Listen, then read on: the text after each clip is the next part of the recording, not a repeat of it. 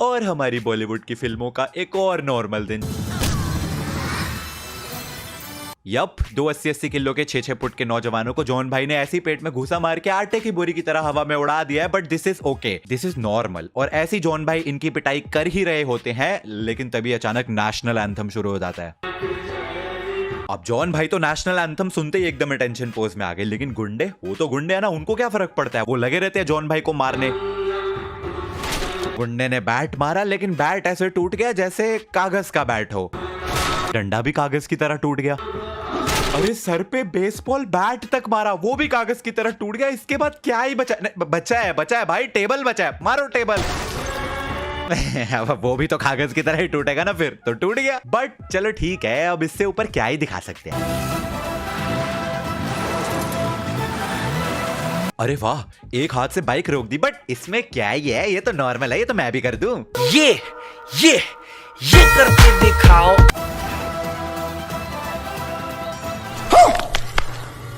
अरे वाह, बाइक समेत ही बंदा समेत सब कुछ उठा लिया, और उठाया तो उठाया, उसके बाद उसको राउंड राउंड घुमा भी रहा है। ये देखो, बहुत अच्छा लग रहा है, मजा आ रहा है। और पीछे ये भाड़े के 10-10 रुपए वाले एक्टर्स को देखो, इनको अलग ही जीवन का आनंद मिल रहा है। 10 रुपए में बहुत ज्यादा एक्टिंग करा ली, 10 रुपए ताली मारने के अलग से लेंगे। और एक बारी को मैं ये मान भी लूं कि सच में ऐसा कर्तव्य किया जा सकता है, इंसान समेत बाइक को उठाया जा भी सकता है, तो भी तुम देखो बाइक को पकड़ा कहां से हुआ है, फुट रेस्ट और ब्रेक से। अबे centre of mass, centre of gravity नाम की कोई चीज है या नहीं? हाँ तो प्यारे बच्चों, सेंटर ऑफ मास क्या होता है? सेंटर ऑफ मास वो पॉइंट होता है जहां पे मैं एक बॉडी का पूरा मास, उसका वेट अज्यूम कर सकता हूं। अगर ये सर्कल है तो इसका सेंटर ऑफ मास मैं यहां पे अज्यूम कर सकता हूं कि इस पे सारा का सारा ग्रेविटेशनल फोर्स जो है ये सेंटर में लगेगी।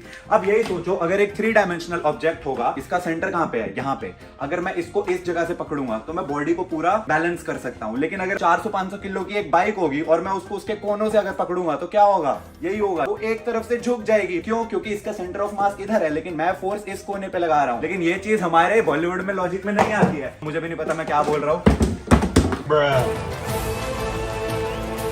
फेंक दो इसको जॉन भाई, फेंक दो। मैं तो कह रहा हूं चांद पे उठा के फेंक दो। अरे मैं मजाक कर रहा था, सच्ची में नहीं फेंकना था।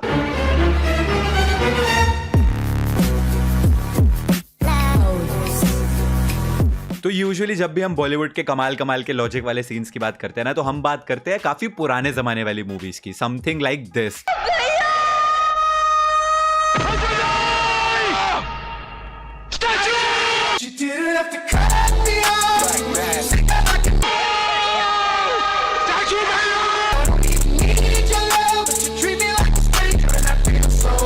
Yes, इन्होंने छत से गिरती हुई एक लड़की को बीच हवा में स्टैचू बोला। स्टैचू, ऐसे वो गिरते गिरते एकदम से फ्रीज हो जाएगी हवा में, क्योंकि ग्रेविटी तो आपके पिताजी की है। तो मैं यही कह रहा था कि आज तक हम ऐसे ही पुराने जमाने के सीन्स देखते थे विदाउट लॉजिक वाले। लेकिन आज हम बात करने वाले हैं कुछ ऐसी मूवीज की जो काफी रिसेंट है, पिछले 4-5-6-7 सालों में रिलीज हुई है। एंड क्योंकि वीडियो का इंट्रो है, तो हम एक इंट्रो सीन से स्टार्ट करते हैं, जहां पे अपने भाई सल्लू भाई का इंट्रोडक्शन हो रहा है मूवी राधे में। विलन के घर का सीन है। हमारे विलन ने फोन निकाला और अपना फोन इस्तेमाल कर ही रहा था, तभी अचानक एक साया आया जो कि फ्लैश की भी स्पीड से ज्यादा तेज आया खिड़की के थ्रू, और इसके चीक को कट करके चला गया। इसने फ्लैशबैक में सोचा, अरे भाई हुआ क्या? एंड तभी पता चलता है कि अपने भाई, अपने सल्लू भाई फ्लैश से भी ज्यादा तेज उड़ते हुए आए। इतनी तेज आए कि इसको दिखे ही नहीं, लेजिट दिखे ही नहीं, इतनी तेज थे अपने सल्लू भाई। और इतनी तेज एंट्री लेने के बाद ये उड़ता हुआ कांच उन्होंने अपने मुंह में लिया, विलन की तरफ फेंका, जिससे उसका चीक भी कट गया, सब कुछ हो गया, और उस विलन को कुछ पता ही नहीं चला, क्योंकि अपने सल्लू भाई he is the fastest man alive bro. He is faster than flash. Flash who? कौन है बे? एंड यू नो व्हाट, उससे भी फनी चीज क्या थी कि ये विलन हमारे सल्लू भाई की शक्ल देखते ही लुढ़क गया। अबे कैसा विलन है, शक्ल देखते ही मर गया। आई नो इंट्रो सीन्स में ओवर द टॉप कूच भी दिखाते हैं, लेकिन ये कुछ ज्यादा ही हो गया। ये जो अगला सीन है ना, ये देखने के बाद you are going to lose a lot of brain cells, क्योंकि फिल्म बनाने वाला भी यही सोच रहा था कि ऑडियंस तो बेवकूफी है, तो उनको क्या ही समझ आएगा, कुछ भी दिखा देंगे। तो एक रैंडम से पार्क में खड़े होकर वरुण धवन एक बॉल को किक मारता है, जो बॉल उड़ते उड़ते एक पार्किंग लॉट में जाती है, जहां पे बंदा फ्री स्टाइल करके उस बॉल को किक मारता है, जो कि उड़ते उड़ते उड़ते किसी के घर के पार होते होते लंदन ब्रिज पे जाती है, जहां पे ये बंदा उसके साथ ड्रिबल करके उसको कहीं और किक मारता है। ये सब क्या देखना पड़ रहा है? यही नहीं, अभी और सुनिए। और ये एक कंस्ट्रक्शन वर्कर जो है उसको हेडर मारता है, वहां से उड़ते हुए जाती है। ये स्पोर्ट्स एथलीट उसको किक मारती है, वहां से उड़ते हुए आती है। नन उसको किक मारती है, जहां से उड़ते उड़ते वो एयरपोर्ट पे आती है। कैप्टन जी उसको किक मारते हैं। बंद करो हाथ जोड़ के, मैं रुको जरा, सबर करो। वहां से वो पुलिस वाली उसको किक मारती है, जहां से उड़ते उड़ते उड़ते वो रैंडमली किसी बिल्डिंग के अंदर चली आती है और हमारी फिल्म के विलन के सर पे बजती है सीधा, जो कि एस्केलेटर से नीचे गिर जाता है और सीधा कोमा में पहुंच जाता है। ये एक सीन नहीं है, ये एक आर्ट है, एक आर्ट। ये बनाने वालों ने ना घुटनों से सोच के इस सीन को लिखा है, और इस सीन को समझ पाने के लिए तुम्हारा दिमाग भी घुटनों में ही होना चाहिए। बॉलीवुड वालों ने बड़े सितम करे बेचारे पे। बेचारा लॉजिक, हमेशा से इसकी ऐसी की तैसी की जाती थी, बहुत बुली हुआ बेचारा बचपन से, लेकिन ये सीन देखने के बाद तो बेचारे ने खुदकुशी कर ली। तुम्हारी याद आएगी रे लॉजिक। अच्छा ये सीन देखो, अपने सन्नी पाजी को ना कुछ गुंडों ने घेर लिया है, ठीक है, बहुत सारे गुंडे हैं डंडों के साथ। अब सन्नी पाजी ना क्या करेंगे, सोचो क्या करेंगे। बहुत इंटेंस मोमेंट है, सन्नी पाजी अकेले, इतने सारे गुंडे, ओ माय गॉड, क्या वो इन सबको कूट देंगे? नहीं।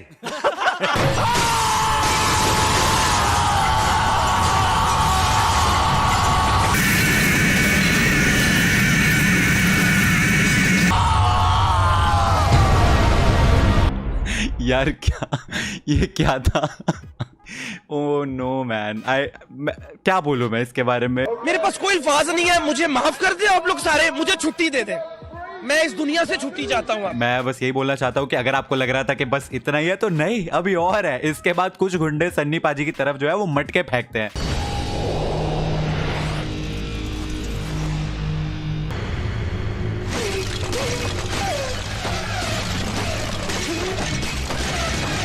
देखो प्यारे बच्चों, बचपन से हमें क्या बताया जाता है कि वक्त किसी के लिए नहीं रुकता, टाइम वेट्स फॉर नोबडी। बिल्कुल गलत बताया जाता है। टाइम आपके लिए रुक सकता है अगर आप बॉलीवुड के हीरो हैं। सन्नी पाजी ने एक एक मटके को एनालाइज करा और हवा में स्टैचू कर दिया। उसके बाद ऐसे करके उन्होंने देखा और फट फट फट करके एक एक को मार दिया। इस पूरी ड्यूरेशन में टाइम, ग्रेविटी, फिजिक्स, लॉजिक और कॉमन सेंस ये कहां थी?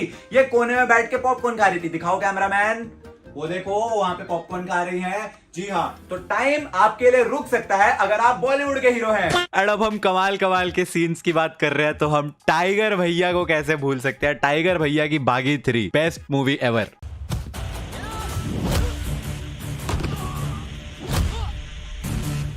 ये सिक मूव वैसे मैंने अपनी एक पुरानी वीडियो में भी तुम्हें दिखा रखी है, लेकिन स्टिल मेरे कभी ये चीज पल्ले नहीं पड़ती कि भाई उस बंदे ने लात हवा में कर रखी है और 3 लोग एक के बाद एक आते हैं, टोंग टोंग टोंग करके, तीनों उसकी लात में टकराते हैं और मर जाते हैं। बट ठीक है, इसे छोड़ो। असली इस मूवी में मजा आता है सेकंड हाफ में, जब टाइगर भाई हमारे सीरिया पहुंचते हैं। वहां पे पूरी सीरिया वर्सेस टाइगर भाई अकेले।